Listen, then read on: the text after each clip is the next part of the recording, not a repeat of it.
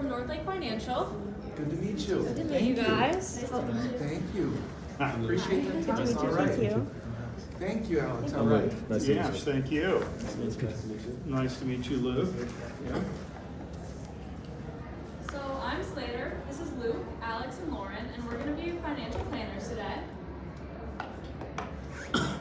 So we've organized your monthly budget into monthly income, monthly expenses, and total debt. And we show your current one and how we've allocated your income to better pay off your debt and save for things like retirement and college. Based on what you guys have told us, we've made 4 different goals and we've organized them into balancing your budget so we can combine your finances, so we can attack that debt together and hold each other accountable. We worked on your transportation so we can get both of you affordable cars. We worked on investment so we can begin saving for things like retirement, a new home, and your incoming child's college, and housing so that you can become homeowners. In terms of balancing your budget, we've organized your debt into student loans, credit cards, and auto. And we're going to attack it using the avalanche method, meaning we go after the debt with the highest interest rate first. So your credit cards, your auto, and then your student loans. And we've also made it so your student loans can be paid off in 2.5 years. So here's your credit card debt. And we know that the collection agency has been contacting you. And we recommend getting in contact with them and knowing the amount of debt that you have and also the amount that you can pay them and negotiating them so that you can hopefully get that debt down to $2,500, in which you can use that tax refund to pay it off completely. And as far as the credit card debt, we are going to recommend selling your new car and using that money from the new car, we recommend paying off the credit card so that we're completely credit card debt free. We also know that Marcus, you were looking at getting a side hustle, and we recommend using Rover to start part-time pet sitting. And this is a great side hustle because it's super flexible hours. It can add about $1,000 per month to your income, and it's also something that can be great exercise, and Olivia can help you with as well. Lauren's going to talk about some other suggestions that we have for you. Our first suggestion is that in place of the credit cards that we just paid off, we recommend the Chase Freedom Card. It has much lower APRs. It offers you cash back, just like you said you enjoyed from the cards that you already use. And it also doesn't have any annual fees. Another recommendation that we have is to get rid of some of the streaming services that you currently subscribe to and replace them with the offerings of your local library, such as Canopy and Hoopla. Both are great options, but they do lack sports streaming, so we recommend keeping ESPN because, Marcus, we know that you enjoy watching sports. In terms of childcare, we know that it can be really expensive, so we recommend that once your child is born, you take advantage of the opportunity that your parents have offered to watch your child. And for the 2 days of the week that they're unavailable, we recommend that Olivia talks with her manager and works out a schedule that will work with both her job and with taking care of her child, since childcare can just be so expensive in the long run. We also recommend that you stop using the buy now, pay later because it just adds a lot of complication and interest rates can get complicated. And we also recommend that you cut out sports gambling. As for your gym membership, we recommend switching to Planet Fitness, which will cut the cost down to just $15 a month. And instead of dining out frequently, we recommend that you cook more at home. And if you need help with that, we recommend a beginner cooking class, which is very affordable and also helps as a great motivator. I'm also going to talk to you about transportation. We know that right now you're leasing an SUV and you've just purchased a relatively new car. We recommend selling the new car and allowing the lease to expire, and then using the profit from the sale of the car to pay off the amount that you still owe on it. Then we recommend purchasing these 2 used vehicles. Both are older cars, but they have relatively low miles and monthly payment is much cheaper than what you're paying. Finally, I'm just going to go over taxes really briefly. You have very simple taxes just based on like your income. But we suggest that you just take the standard family deduction, and also once your child is born, you take advantage of the child tax credit. Here's Alex to talk about investment. All right, so firstly, Olivia, you're off to a really strong start by having a Roth IRA. And as for now, I recommend that you continue contributing to that existing Roth IRA that you already have set up. And that's going to be about $583 a month. And that's going to allow you to, in retirement, have tax-free withdrawals, which is going to be a really powerful tool. And then in addition, I recommend that anything that you're investing for over 10 years, I recommend investing in the S&P 500 as it's been the most consistent. And in addition, if you go through Vanguard and open and buy something like VOO, that's going to be a low-cost version of the S&P. And then also, I recommend opening a brokerage account, because if you contribute about $500 to that a month, you'll be able to set that aside just for retirement. But if you would find other opportunities or other needs to spend money, then that would give you something that you can liquidate easier and not have to pay penalties on, like the Roth, which if you withdraw early from, is going to have a lot of penalties. And as for markets, we strongly recommend that you also open a Roth IRA and contribute the most amount that you can every year to that. And because that's also it's a very powerful tool, having the tax-free withdrawals. And in addition, your 401k, that's going to be one of your strongest tools right now, because when your employer matches, that's almost like free money. And if you invest in that, that's going to give you tax benefits as it's a retirement account, but also your employer will be matching, so that'll get you to around $500,000 by retirement age. Then as for college savings, we know that you have a child that is incoming, and so I recommend that you start a 529 plan right now in the state of Michigan with MESB, because that's going to allow you to contribute and deduct that from your taxes, while also having tax-free withdrawals for the education.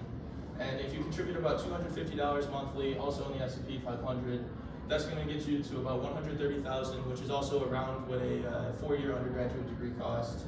And in addition, that's going to be able to start your kid off to a very strong start.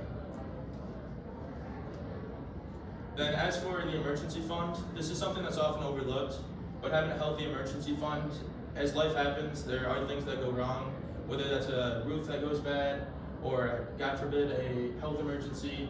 This is going to be something that you can access easily, so we recommend keeping it in a high-yield savings account. And if you contribute about $250 per month, hopefully you'll be able to build around 3 to 6 months of income. And this is going to be something that you can take from easily in case of any emergency and not have to go into any bad debt. Here's Luke to talk about housing. In terms of housing, I know that buying a home is a very important financial goal for you. I recommend that you continue renting for about a year, maybe 2 years max, just so you can start investing in some CDs to build up money for a down payment and to improve your credit scores. I would recommend investing in CDs because the volatility index shows that the market is currently very unstable, so it's a lot safer. The average home price in Brighton is about $400,000, so another alternative is looking in Whitmore Lake, which is a very nearby community, which is also a great place to live. If you're interested in trying to live in Whitmore Lake, then I would recommend renting for about just another year, and then you'll have accrued about $40,000 for a down payment, including the match from your parents. And if you'd really rather live in Brighton, then I would recommend waiting for an extra year just to build up a little bit more money. Moving on to insurance, I'd recommend lowering your deductible on your health insurance, because Olivia has a child on the way, and I think it's possible that you'll be in and out of the hospital a little bit more because of that. I'd also recommend opening an HSA and maxing that out, because HSAs allow for tax-free growth of your money and tax-free withdrawals for qualified medical expenses, which is a very good deal. For your life insurance, I'd recommend 20-year term life plans for both of you, just because even though you're young, you do have a child on the way, so it's important to account for anything that might happen. I'd also recommend canceling Howie's pet insurance policy, simply because I think that the premiums from the insurance are going to outweigh the cost of any potential medical expenses. I'd also recommend raising the deductible on your auto insurance to $1,000, because since you guys have a child on the way, and because you don't have any teen drivers in your household, I think you're going to be driving a lot safer. I'd also recommend that Olivia looks into disability insurance in the future, but for now, I think it should be fine because we're doing it. Here we've broken down the monthly budget and shown you the places that we've carved out money to save for specific things, like retirement and college, and also pay off that debt, because it is important to pay yourself first. So we've kind of allocated your income in a better way, and these are the specifics of what we've changed. So this leaves you with $3 million for retirement, enough for your child to get an undergraduate degree debt-free and become homeowners. Thank you. You're welcome. Could you guys come back to that slide right before? That was helpful. I just want to see that just a little bit. I mean, yeah, maybe And then if you could give us a few minutes just to look and ask you a few questions about all these recommendations. Not sure I like that. I appreciate the ESPN staying. Yes. There are a few other things that were hard pill to swallow, but So I know that you guys said that I need to stop gambling, but you know that's just kind of my outlet. That's what I really like to do. If I wanted to continue that, is there something we could cut out so I can continue doing that? There is some extra income per month that you could put towards that. We wouldn't recommend that you put any money towards that. And we are combining your finances, so that's something that you can talk about with Olivia if you have any extra money per month to put towards that. There's also some other outlets I'm sure we can find. We understand that gambling is definitely an addictive habit, and we know that it's hard to break habits like that, but in the long run, it's really important not to keep gambling because you could end up just chasing losses and then you run out of money a lot more quickly. You talked, Oh, go ahead. Sorry. you talked about a brokerage account. If I want to invest and have someone manage my money, what's that going to cost?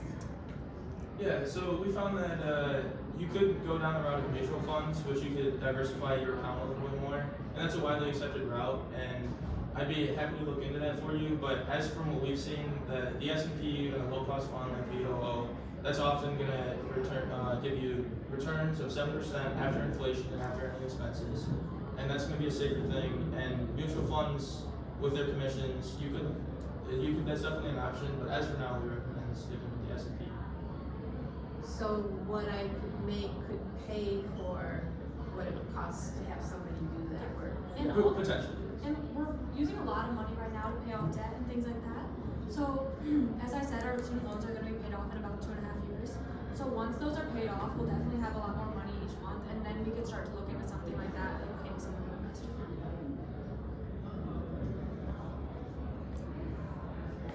so how feasible is it that that we can get into a house in a year or two? It's absolutely feasible. Okay. Just by investing $1,200 each month, which you've carved out into the budget. I think that interest and power compound interest will definitely build up enough for a down payment.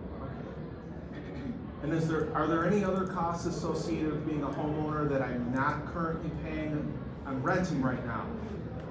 Anything I should anticipate? Anything additional that may pop up? Property tax. You'll definitely see property taxes and any repairs that your landlord would normally cover, that would be on you to cover. I see. In addition to homeowners insurance, but Okay. the advantage of that is you'll be able to build some equity and then eventually have your own home and be Okay. debt-free.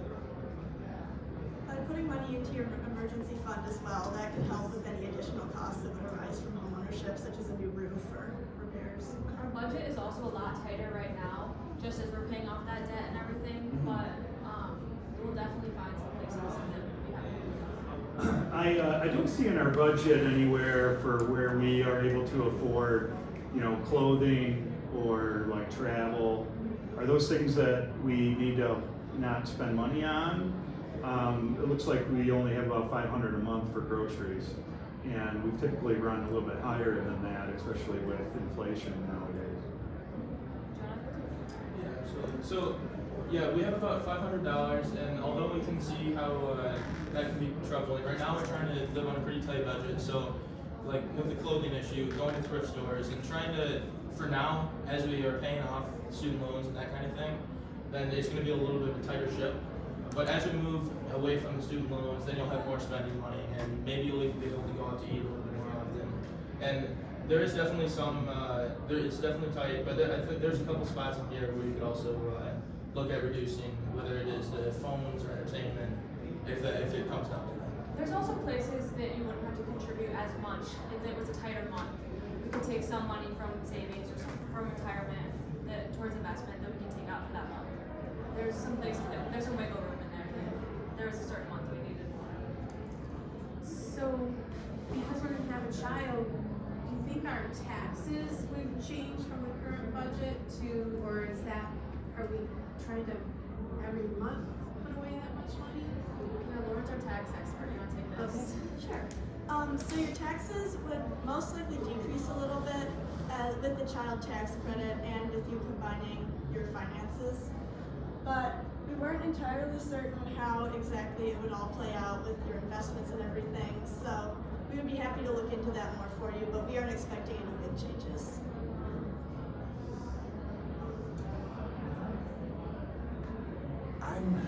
I'm good. Yeah. Yeah. Okay, you good? Questions and stuff like that? Any questions for us, you guys? You feel, yeah? The only thing I would caution you guys is your budget, the income per month, doesn't reduce for taxes that is being withheld from their income. And so you're having them spend money that normally they wouldn't receive. That's what we have, that's our taxes up there, that's what we took out. Where? Oh yeah, we included that in the budget. We just put it in the budget. So yeah, we took this is more clear. We just added it into our expenses. Okay, So it's like a line item. gotcha. Okay. All right. Thanks so much, guys. Thank you. Thanks. Thank you. Yeah. Thank you. All right. We appreciate